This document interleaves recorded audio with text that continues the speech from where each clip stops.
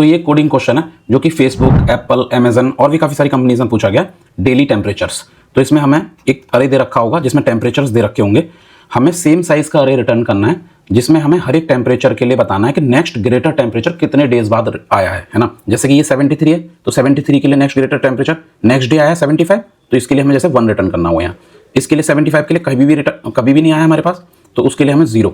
71 के लिए हमें 69, फिर 72 2 डेज बाद आया, 69 के लिए भी हमें 1 डे बाद आया, लेकिन 72 लास्ट के लिए हमें 0, लास्ट के बाद तो कोई टेम्परेचर आ ही नहीं रहा, तो हमें 10210 रिटर्न करना है। अब इसको हम क्या कर सकते हैं, एक तो ब्रूट फोर्स अप्रोच क्या है कि हम सारे टेम्परेचर को कंपेयर करें नेक्स्ट रेस्ट अरे से और उस तरीके से हम इसे सॉल्व कर सकते हैं, बट उसकी टाइम कॉम्प्लेक्सिटी क्या हो जाएगी, बिग O ऑफ n²। तो ये इसकी ऑप्टिमम अप्रोच नहीं है, तो हम क्या करेंगे, मोनोटोनिक स्टैक इसमें यूज करेंगे, मोनोटोनिक डिक्रीजिंग स्टैक। तो एक बार अप्लाई करके देखते हैं उस पैटर्न को। तो उसमें क्या होता है, हम एक स्टैक ले रहे हैं, अब हम टेम्परेचर ना डाल के स्टैक में हम टेम्परेचर का इंडेक्स डालेंगे। क्यों? क्योंकि हमें नंबर ऑफ डेज रिटर्न करने हैं और मोस्ट ऑफ द केसेस में हम मोनोटोनिक स्टैक में इंडेक्स ही डालते हैं, ठीक है। वो क्वेश्चन के अकॉर्डिंग आप बदल सकते हो। तो इसमें हम 73 है तो इसका हम इंडेक्स डालेंगे 0, तो ये 73 का इंडेक्स है, ठीक है। ये मैं रेफरेंस के लिए लिख ले रहा हूँ। अब हम 75 चेक करेंगे, 75 पीक करके देखेंगे तो 75 73 से बड़ा है, तो हम उसमें से 75 का इंडेक्स जो है 1 में से 73 का इंडेक्स माइनस कर देंगे, तो यहाँ पे हमें आ जाएगा नंबर ऑफ डे 1, है ना। फिर यहाँ पे हम पुश कर देंगे इसका इंडेक्स और ये हम पॉप कर लेंगे, इसकी हमें ज़रूरत नहीं है अब। फिर हम जो है 71 चेक करेंगे, बट 71 तो 75 से बड़ा है, ठीक है, ये 75 का, तो हम 71 का भी इंडेक्स पुश कर देंगे।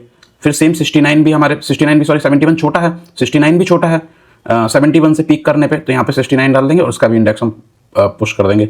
अब 72 का जो इंडेक्स है वो है हमारे पास 4 जो है वो 72 है, 69 से बड़ा है, तो हम 72 के इंडेक्स में से 4 में से 3 माइनस करेंगे, इसमें से ये माइनस करेंगे तो हमारे पास क्या आ जाएगा 1, तो हमारे पास 69 में आ जाएगा 1 और इसको हम पॉप कर लेंगे इसको, ठीक है। फिर सेम चीज़ हम करेंगे 71 के केस में भी 72 बड़ा है, तो इसको ही पॉप कर लेंगे और 4 में से हम 2 माइनस करेंगे तो हमारे पास आ जाएगा 2, तो यहाँ पे हम लोग डाल देंगे 2, ठीक है।